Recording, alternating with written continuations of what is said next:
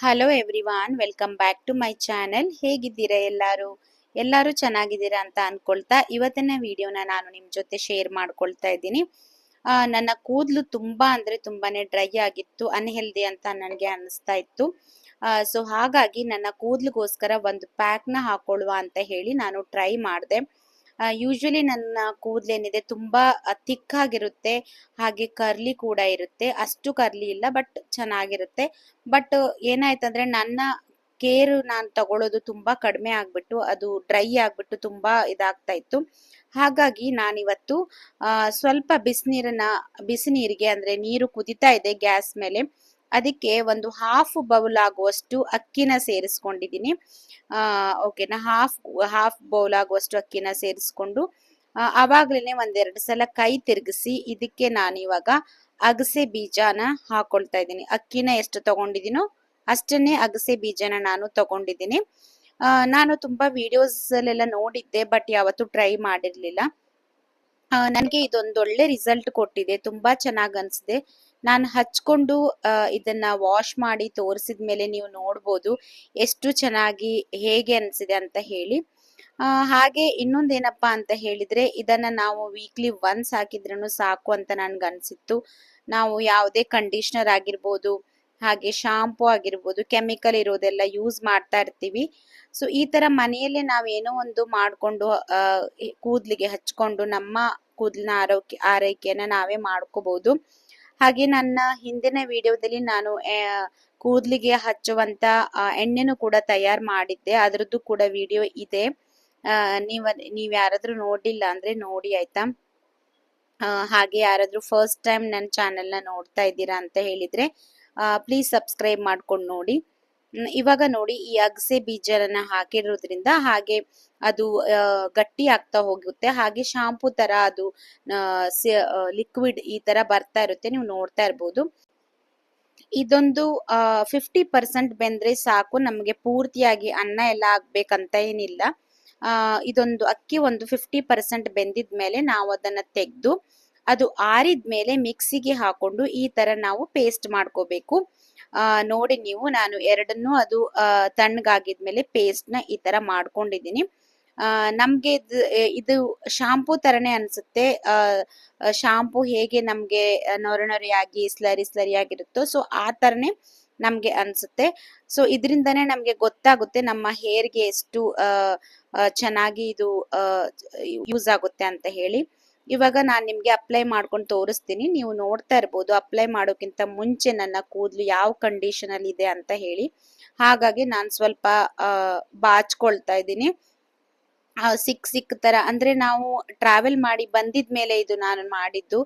ಹೊರಗಡೆನೂ ಹೋಗಿದ್ವಿ, ಇವಾಗ ವೆದರ್ ಕೂಡ ಚೇಂಜ್ ಆಗ್ತಾ ಇದೆ, ಟ್ರಾವೆಲ್ ಮಾಡ್ಕೊಂಡು ಬಂದಿರೋದ್ರಿಂದ ಕೂದಲು ತುಂಬಾ ಅಂದ್ರೆ ತುಂಬಾನೇ ಡ್ರೈ ಆಗ್ಬಿಟ್ಟು ಕರೆಂಟ್ ಶಾಕ್ ಹೊಡೆದಿದ್ ತರ ಆಗ್ಬಿಟ್ಟಿತ್ತು.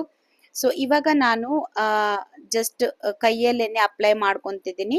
ಕೂದ್ಲಿನ ಬುಡದಿಂದ ಹಿಡಿದು ಹಾಗೆ ಕೂದ್ಲಿಗೆಲ್ಲ ನೀಟಾಗಿ ಅಪ್ಲೈ ಮಾಡ್ಕೋಬೇಕು. ಒಂದ್ ವೇಳೆ ನಿಮ್ಗೆ ಮೆಹಂದಿ ಎಲ್ಲ ಹಚ್ಕೊಂಡು ಅಭ್ಯಾಸ ಇದೆ ಅಂತ ಹೇಳಿದ್ರೆ ನೀವು ಆ ತರನೇ ನೀಟಾಗಿ ಅಪ್ಲೈ ಮಾಡ್ಕೋಬಹುದು. ನಾನು ಮೆಹಂದಿ ಎಲ್ಲ ಯಾವತ್ತೂ ಹಾಕೊಂಡಿಲ್ಲ, ಸೊ ಹಾಗಾಗಿ ನಾನು ಇವಾಗ ನನಗ್ ಗೊತ್ತಿರೋ ತರ ನಾನು ಅಪ್ಲೈ ಮಾಡ್ಕೊಳ್ತಾ ಇದ್ದೀನಿ. ನಿಮ್ಗೆ ಎಕ್ಸ್ಪೀರಿಯನ್ಸ್ ಇದೆ ಮೆಹಂದಿ ಹಚ್ಕೊಂಡು ತಲೆಗೆಲ್ಲ ಅಂತ ಹೇಳಿದ್ರೆ ಅದೇ ಮೆಥಡ್ ಅಲ್ಲಿ ನೀವು ಇದನ್ನ ನೀಟಾಗಿ ಕೂದ್ಲಿಗೆಲ್ಲ ಹಚ್ಕೊಳ್ಳಿ. ಇವಾಗ ಸಮ್ಮರ್ ಸ್ಟಾರ್ಟ್ ಆಗಿರೋದ್ರಿಂದ ಇದು ಹಚ್ತಾ ಇದ್ರೆ ತಲೆಯೆಲ್ಲ ತಂಪನಿಸ್ತಾ ಇತ್ತು, ಹಾಗೆ ಕಣ್ಣುಗಳು ಕೂಡ ತಂಪಾಗಿ ಫೀಲ್ ಆಗ್ತಾ ಇತ್ತು. ತುಂಬಾ ಚೆನ್ನಾಗ್ ಅನ್ಸಿತ್ತು.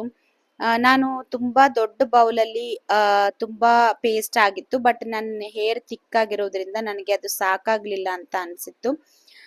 ಇದಕ್ಕೆ ಜಾಸ್ತಿ ಟೈಮುನು ಬೇಕಾಗಿಲ್ಲ. ನಾವು ಸಂಡೇ ಎಲ್ಲ ರಜಾ ಇರುವಾಗ ನಾವು ಇದನ್ನ ಹಚ್ಕೊಂಡು ನಮ್ ಕೆಲ್ಸ ಎಲ್ಲ ಆಗಿದ್ಮೇಲೆ ನಾವು ಸ್ನಾನ ಮಾಡ್ಕೋಬಹುದು. ಸೊ ಇದಕ್ಕೆ ಜಾಸ್ತಿ ಕಷ್ಟನೂ ಪಡ್ಬೇಕಂತ ಏನಿಲ್ಲ. ಅದು ಗ್ಯಾಸ್ ಮೇಲೆ ಬಾಯ್ಲ್ ಮಾಡ್ಲಿಕ್ಕೆ ಇಟ್ಬಿಟ್ಟು ಆಮೇಲೆ ನಾವು ತಣ್ಣಗಾಗಿದ್ಮೇಲೆ ಮಿಕ್ಸಿಗೆ ಹಾಕೊಂಡು ಹಚ್ಕೋಬಹುದು. ತುಂಬಾ ಚೆನ್ನಾಗ್ ಅನ್ಸಿತ್ತು, ಖಂಡಿತ ನೀವು ಕೂಡ ಟ್ರೈ ಮಾಡಿ. ನಾನು ಇವಾಗ ಎಲ್ಲ ನೀಟಾಗಿ ಅಪ್ಲೈ ಮಾಡ್ಕೊಂತಿದ್ದೀನಿ. ಇವಾಗ ತಲೆ ಬುಡಕ್ಕೆಲ್ಲ ಹಚ್ಕೊಂಡೆ, ಕೂದ್ಲಿನ ಬುಡಕ್ಕೆಲ್ಲ. ಇವಾಗ ಕೂದ್ಲಿಗೆ ಜಸ್ಟ್ ನಾರ್ಮಲ್ ಈ ತರನೇ ನಾನು ಸ್ಲೋಲಿ ಅಪ್ಲೈ ಮಾಡ್ತಾ ಇದ್ದೀನಿ. ನನಗೆ ಮೆಹಂದಿ ಹಚ್ಕೊಳ್ಲಿಕ್ಕೆಲ್ಲ ಬರಲ್ಲ ಅಲ್ವಾ, ಸೊ ಹಾಗೆ ನನಗ್ ಗೊತ್ತಿರೋ ಪ್ರಕಾರ ನಾನು ಹಚ್ಕೊಳ್ತಾ ಇದ್ದೀನಿ. ಮತ್ತೆ ಇದನ್ನ ಸ್ನಾನ ಮಾಡುವಾಗ ನೀವು ಜಾಸ್ತಿ ನೀರು ಇಟ್ಕೊಂಡು ವಾಶ್ ಮಾಡ್ಕೋಬೇಕಾಗುತ್ತೆ.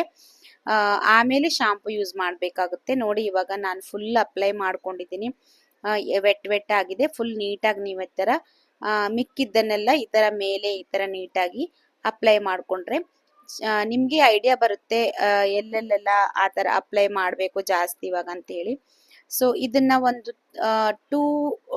ಇಂದ 2 hours ಇಂದ 3 hours ಬಿಟ್ಟಿದೆ ನಾನು ಅಷ್ಟೇನೆ, ಜಾಸ್ತಿ ಹೊತ್ತು ಬಿಡ್ಲಿಲ್ಲ. ಮತ್ತೆ ಇದು ಫುಲ್ ಡ್ರೈ ಆಗಬೇಕು ಅಂತೆಲ್ಲ ವೇಟ್ ಮಾಡಬಾರ್ದು. ಇವಾಗ ನೀವು ನೋಡ್ಬೋದು, ನೀವು ಯಾವ ಶಾಂಪು ಯೂಸ್ ಮಾಡ್ತೀರೋ ಅದನ್ನೇ ಯೂಸ್ ಮಾಡಿಕೊಂಡು ತಲೆ ಸ್ನಾನ ಮಾಡ್ಕೊಳ್ಳಿ. ನಾನು ಹೇಳೋದೇನಪ್ಪ ಅಂದ್ರೆ ಸಿಲ್ಕಿಯಾಗಿ ನಮಗೆ ಅಡ್ವರ್ಟೈಸ್ಮೆಂಟ್ ಅಲ್ಲೆಲ್ಲ ತೋರಿಸ್ತಾರಲ್ವಾ, ಆ ಥರ ಎಲ್ಲ ಆಗ್ಬಿಡುತ್ತೆ ಒಂದೇ ಸಲ ಅಂತ ನಾನು ಹೇಳಲ್ಲ.